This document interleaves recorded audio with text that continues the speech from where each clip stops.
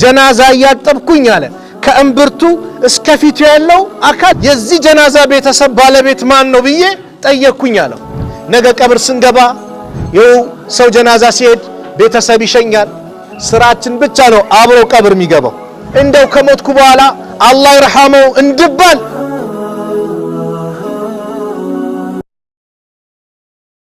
بسم الله الرحمن الرحيم الحمد لله الذي هدانا لهذا الدين وما كنا لنهتدي لولا أن هدانا الله ثم الصلاة والسلام على المبعوث رحمة للعالمين وعلى آله وصحبه وسلم تسليما كثيرا أما بعد السلام عليكم ورحمة الله وبركاته وعليكم السلام ورحمة الله وبركاته يتكبراتشو أباتوች ወንድሞች እናቶች እህቶች ከተለያዩ ቦታ ጥሪ ተደርጎላችሁ የመጣችሁ አላህ Subhanahu Wa Ta'ala ይህንን ስብስባችንን ያማረ አላህ ያርግልን አሜን ሱብሃንአላህ ከአዲስ አበባ ይሄ መስጊድ ይመረቃል ሲባል ብዙ ኪሎ ሜትር አቋርጠን እናንተን ለማየት ከናንተ ጋር የዛሬዋን የደስታ ቀን ለማሳለፍ ምክንያቱም የአላህ ቤት ከቦታዎች ሁሉ የተከበረ ነው ነብዩ ሰለላሁ ዐለይሂ ወሰለም በሐዲሳቸው ሲነግሩን ከቦታዎች ሁሉ ምርጥ ቦታ አላህ ዘንድ የተወደደ ቦታ መስጂድ ነው አሉ የተወደደ ቦታ ምንድነው መስጂድ ነው ስለዚህ ይሄንን መስጂድ ሲመረቅ ይሄ መስጂድ ተገንብቶ አካባቢው ማብራት የለም በሶላሩም በምኑም ተብሎ ድምጹም የአላህ ጥሪ ሲደረግ አላሁ አክበር ሲባል የአዛኑ ጥሪ ሲደረግ እንድትሰባሰቡ ተደርጎ የተሰራበትን መስጂድ ከናንተ ጋር ዛሬ ለመመረቅ እዚሁ በመገኘታችን በጣም ተደስተናል አላህ Subhanahu Wa Ta'ala ሁላችንም አላህ ይቀበለን በተጨማሪ ደግሞ 6 የሚጠጉ ለአካባቢው ማህበረሰብ የሚያገለግሉ የንጹህ መጠጥ ውሃ በተለያዩ ሀገር የሚገኙ ወንድሞች እህቶች በአቡ መሐመድ አማካኝነት ተሰርቶ ለአካባቢው ማህበረሰብ በቅቷል ይሄም ደግሞ ንጹህ ሲፈስሳይ ስንጠጣው ስንታጠብበት ቅድም አይተናል ይሄንንም ደግሞ የዚህንም ደስታም ከናንተ ጋር ለማሳለፍ በመገኘቴ እጅጉን እደሰታለሁ አልহামዱሊላህ ይሄ ታዳግ ምንድነው ከተባለ ሐላፊነት ነው መስጂድ የአላህ ቤት ነው ከማንም ከምንም በላይ ትኩረት ልንሰጠው ቦታ ልንሰጠው ልናከብረው ንጽህናው ልንጠብቅ የሁላችንም ሐላፊነት ነው ቤታችንን ከምንጠብቀው የበለጠ የአላህን ቤት መስጂድን መጠበቅ በእያንዳንዳችን ላይ ሐላፊነት አለብን የመስጊዱን ንጽህና መጠበቅ በእያንዳንዳችን ላይ ሐላፊነት አለብን መድረሳውን መጠበቅ በሁላችንም ላይ ሐላፊነት አለብን ይሄ ተሳካላችሁ ውሃን መጠበቅ ኒዕማ ነው ጸጋ ነው በሁላችንም ሐላፊነት አለብን እንዳናበክነው ማባከን ትልቅ አደጋ አለው አላህ አይወዳቸውም ወላ ትስሪፉ ኢነላህ ላ ዩሂቡል ሙስሪፊን አታባክኑ አላህ ባካኞችን አይወድም ኢነል ሙበዚሪነ ካኑ ኢኽዋነ ሸያጢን አለ ቁርአን አባካኞች እኮ የሸይጣን ወንድሞች ናቸው ብሏል ስለዚህ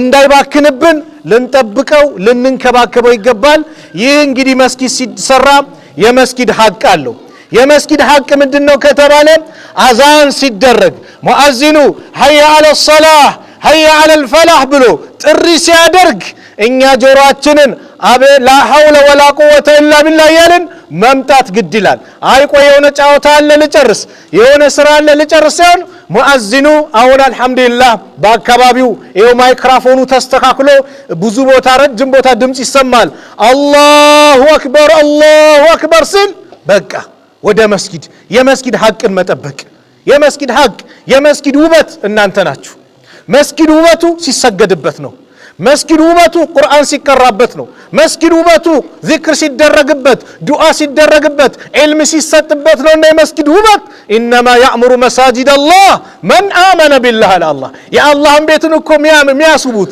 የሚያጌጡት እነዛ በአላህ ያመኑ ናቸው ስለዚህ እናንተ የዚህ መስጊድ ውበት ናችሁ የዚህ መስጊድ ውበት መገለጫ ናችሁ የናንተ ውበት ደግሞ የሚገለጸው በመስጊድ ነው መስጊድ ያልመጣ ሰው ውበት የለውም ሰላት ማይሰግድ ሰው ውበት የለውም እኮ ወላሂ ፊቱ ተቁራል አይደል እንዴ ሰላት የሌለው ሰው ከባድ ነው አንድ ጀናዛ የሚያጠብ ሰው ሲናገር ምን አለ ጀናዛ ያጠብኩኝ አለ ከእምብርቱ እስከ ፊቱ ያለው አካል ባንዴ ተቆረብኝ አለ ደነገጥኩኝና የዚህ ጀናዛ ቤተሰብ ባለቤት ማን ነው ብዬ ጠየቅኩኝ አለው። ወጣው ስወጣ አለ ቤተሰቡን ጠየቁ። ማን ነው ይህ ሰው?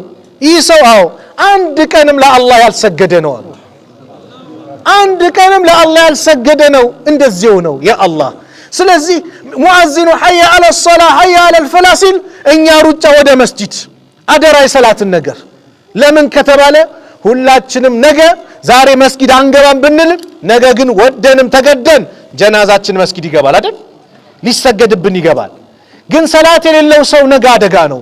ቀብሩ ይጨልምበታል። ሰላት የሌለው ሰው ከባድ ነው። ነገ የውመል ቂያማ የሚቀሰቀሰው ከፊራውን ነው፣ ከሃማን ነው፣ ከቃሩን ነው። ያ አላህ ከእንደዚህ አይነት ሙጅሪም መቀስቀስ የሚፈልጋለ ከኛ መካከል የለም። ርዝቃችን እንዲሰፋልን ከፈለግን ወላሂ ሰላት ወአሙር አህለከ ቢሰላት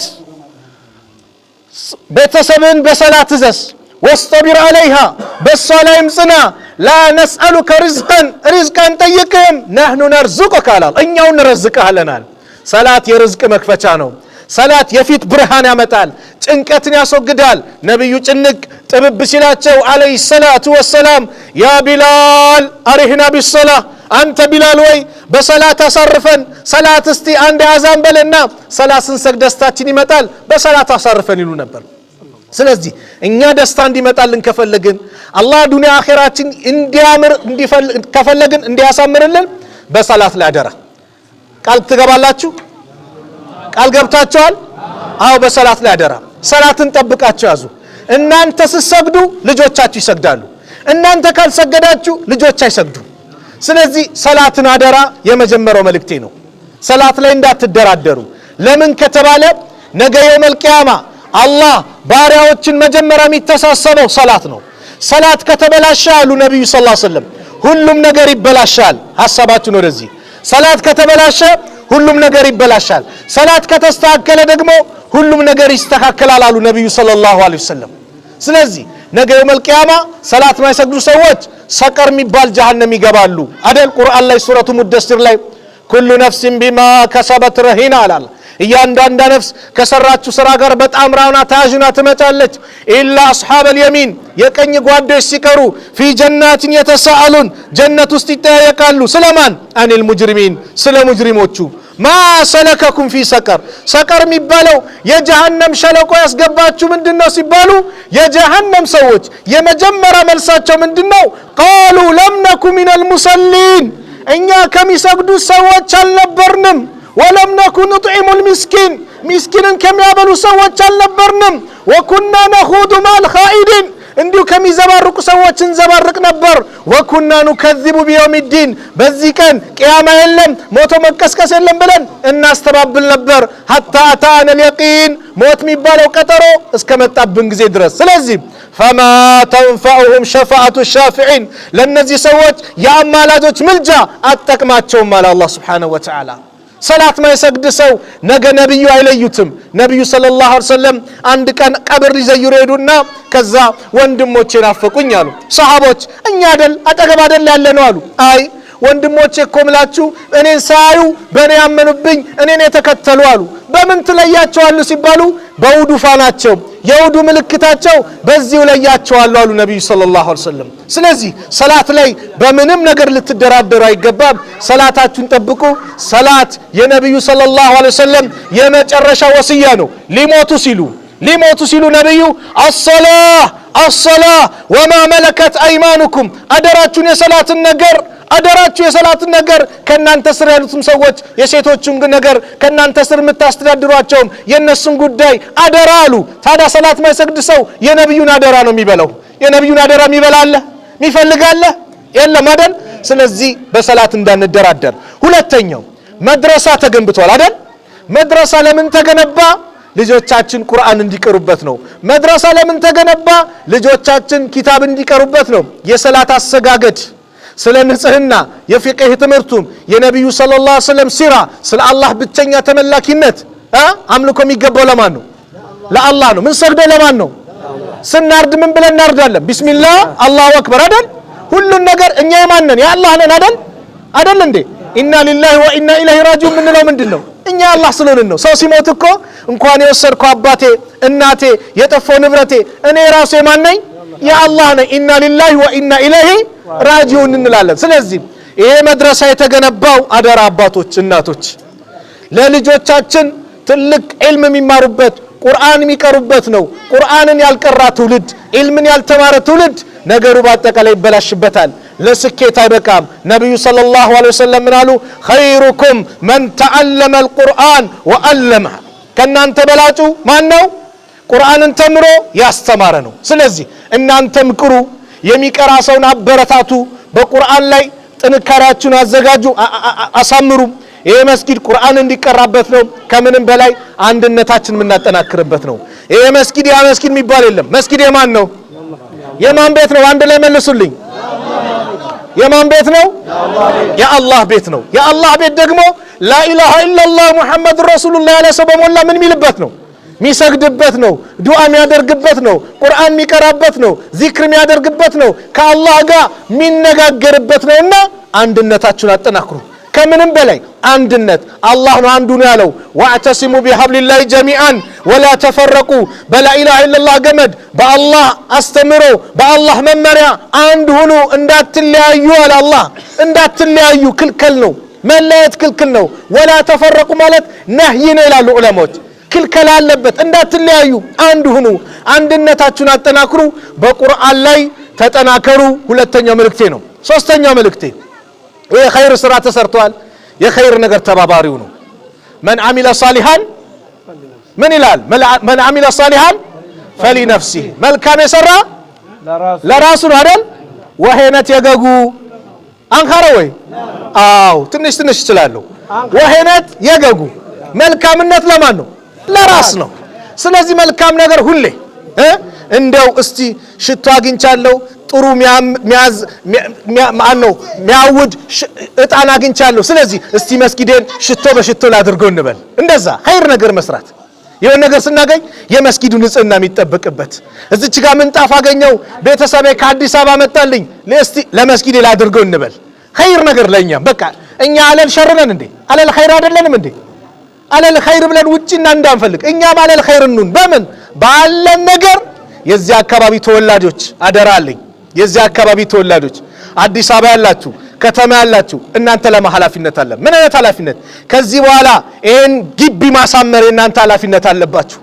መስጊዱን ማሳመር የእናንተ ኃላፊነት አለባችሁ። መድረሳውን ማሳመር፣ ከዚህ በኋላ የተሰሩት ልማት ተደራጅታችሁ በመነጋገር ለአካባቢያችሁ የሆነች ነገር ልትፈጥሩ ይገባል። በልማቱም ጠንካራ የመስጊዱን ውበት፣ መድረሳውን ውበት፣ የዚህ የተቆፈረው የውሃ ጉድጓዱን የንጹህ ውሃ መጠጡን ውበት ልትጨምሩ ልትጠብቁ ይገባል። ይሄ ኃላፊነት አለባችሁ። መልካም ነገር ላይ ሁሌ በቃ ልንጣደፍ ይገባል። ለራስ ነው ወላሂ። ነገ ቀብር ስንገባ ይኸው ሰው ጀናዛ ሲሄድ ቤተሰብ ይሸኛል፣ አልጋውም ይሄዳል፣ የለበሰውም ልብስም ይሄዳል፣ ስራችንም ይሄዳል። ግን የሚገርማችሁ ስራችን ብቻ ነው አብሮ ቀብር የሚገባው። ቤተሰብም ይመለሳል። ሚቀራለ አንድ ደቂቃ ቀብር ልግባ ሚላለ የለም፣ ሁሉም ይመለሳል ወላሂ። አልጋውም ይመለሳል፣ መኪና ካለ መኪናም ይመለሳል። ማን ይቀራል? ስራ ይቀራል። ስራ ጀነት ጀሃነም ሳያስገባን አይሄድም። በቃ ጀነት ጀሃነም ሳያስገባን ስራችን ከና ይል። ስለዚህ በመልካም ስራ የመጨረሻው መልእክቴ ደግሞ እንደው አኺራን እናስታውሰውልኝ። እቺ ዱንያ አጭር ህይወት ናት። ሞቱል ፉጃ አልበዛም? ዛሬ ድንገተኛ ሞት አልበዛም? በየጊዜው ትላንትና ሰላም ነበረ፣ ዛሬ ግን ሞተ ሲባል አሰሙ እንሰማለና። ታዲያ ለዚህ ዱንያ ነው የምንባለው? ለዚህ ዱንያ ነው የምንጣለው? ለዚህ ዱንያ ነው አንዱ ላይ የሚኮራው?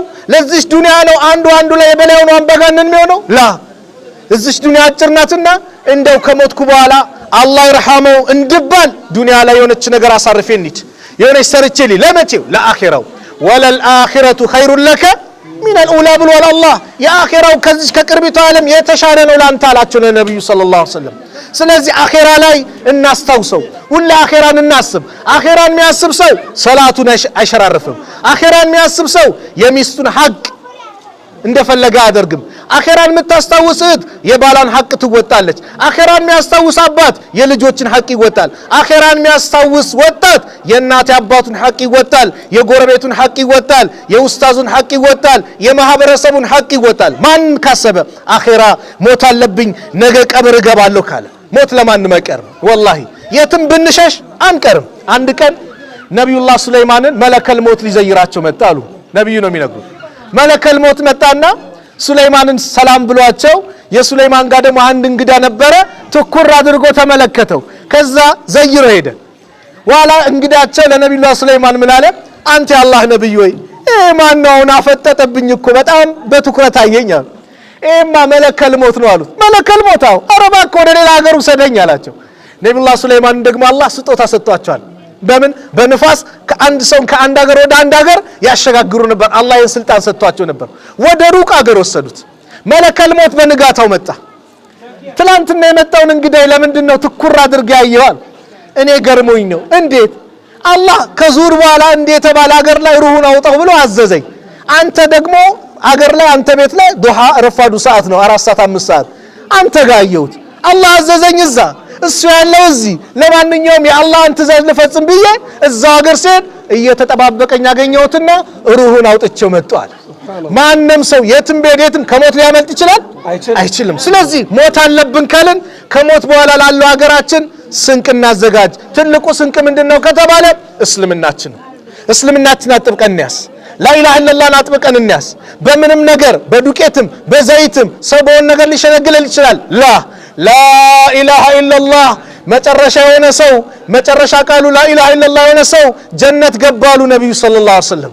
ስለዚህ እምነታችንን ከለቀቅነው መጨረሻችን ጀሃነም ነው፣ ስቃይ ነው፣ ውርደት ነውና ከምንም በላይ አኺራን እናስብ። አኺራ የሚያስብ ሰው ዱንያ ላይ እንደፈለገ አይሆንም፣ እንደፈለገ የሰው ሐቅ አይነካም፣ እንደፈለገ ሰው አይበድልምና ሞት አለብን እንበል። ሞት ለማንም አይቀርም፣ ለነብዩም አልቀረም። ኢነከ መይቱን ወኢነሁም መይቱን አላህ። አንተም ሟች ነህ እነሱም ሟቾች ናቸው፣ ከዚያው መልቂያማ እጌታችሁ ዘንድ ትከራከራላችሁ አለ። ሞት ለማንም አይቀርምና ሞትን እናስብ። ዱንያ አጭር ናት። በዚች አጭር ሀያታችን ላይ ጥሩ ነገር ሰርተን እንሂድ። በዱንያ ላይ የሆነች ነገር አበርክተን እንሂድ። ኢማሙ ነወዊ ሲባል ትሰማላችሁ። ሪያዱ ሷሊሂን የጻፉት 40 ሐዲስን የጻፉት እድሜያቸው 45 ነበር። በ45 ዓመታቸው ነው የሞቱት። በ45 ዓመታቸው ሚስት የላቸው ልጅ የላቸው። ነገር ግን ዛሬ ዱንያ ላይ ባበረከቱት ትልቅ ስራ መስጊድ ውስጥ ያለ ሰው በሞላ የሳቸው ልጅ ሆኗል። በየመስጊዱ ሪያዱ ሷሊሂን ይቀራል። ከቁርአን በኋላ በጣም የሚቀራ ኪታብ ይባላል ሪያዱ ሷሊሂን ነው። ያንን የቀራ ሰው በሞላ ኢማሙ ነወዊን እያስታወሰ ነው ማለት ነው። ረህመቱላህ አለይሂ ይላል። አያችሁ ከቀብር ከመሬት በላይ እኛ ቀብር ውስጥ ገብተን ከመሬት በላይ ስማችን ማን ነው? መጥፎ ሰው ነው ወይስ ጥሩ ሰው? እንደው ተገላገልነው ከለው ፈይ እሳይደልን ነው የምንባለው ወይስ አላህ ይርሐመው ያን የመሰለ ሰው መልካም ስራ የሚሰራ ኸይር ነገር ማይጠፋው ሰው ሄደኮ አላህ ይዘንለት ከየትኛው ነን እኛ? ስለዚህ ይህንን ስማችንን ለራሳችንን ማነን ብለን ጠይቀን ነገ የውመል ቂያማ መልካም ነገር አላህ Subhanahu Wa Ta'ala እንዲወፍቀን መልካም ነገር እንዲያመጣልን እየተመኘን ዱንያችንን አላህ ያማረ እንዲያደርግልን አኺራችንን አላህ ያማረ እንዲያደርግልን ዱንያ አኺራችንን ያማረ አላህ እንዲያደርግልን ከአላህ ጋር ለግንኙነታችን እናሳምር። ዱንያችን የተስተካከለ እንዲሆን አኺራችን የተስተካከለ እንዲሆን ከአላህ ጋር ግንኙነታችን እናሳምር። ደስታ እንዲመጣልን አላህ እናስደስት። እናት አባታችን እናስደስት። ለእናት ለአባታችን መልካም እንዋል። ኸይር ነገር ኢስላም ሁሌ የሚያዘን ነው። ለማህበረሰቡ መልካም እንዋል። አላህ ለፈጠሩ ፍጥረታት በአጠቃላይ እንዘን። እርሐሙ መን ፊል አርዲ ይርሐሙኩም መን ፊስ ሰማ። ምድር ላይ ያለ ዘኑ ሰማይ ያለው ጌታ አላህ ያዝንላቸዋል አሉ ነብዩ ሰለላሁ ዐለይሂ ወሰለም። ስለዚህ ንግግር አላበዛም። አላህ Subhanahu Wa Ta'ala እኔ በተናገርኩት እናንተ ባዳመጣችሁት የምንጠቀም አላህ ያድርገን። ቢስሚላህ አልሐምዱሊላህ ወሰላቱ ወሰላሙ ዐላ ረሱሊላህ። አላህ Subhanahu Wa Ta'ala የሁላችን ዱዓ አላህ ይቀበልን። ዱዓችን አላህ ይቀበል። እንደው ይሄን ስራ ኸይር ስራ የሰሩትን ባጠቃላይ አላህ ይቀበላቸው። ውሃውን እንደዚህ በዚህ መልኩ ያመጡትን ያስቆፈሩትን የተባበሩትን ሁሉም እዚህ ቦታ ላይ እጁ የገባው በመልካም ነገር በሐሳብም በገንዘቡም በጉልበቱም በሁሉም ነገር የተሳተፈውን አላህ ኸይር ምንደውን አላህ ይለግሰው። ኸይር ምንደውን አላህ ይለግሰው። እዛ ባህር ማዶ ነው ወንድሞች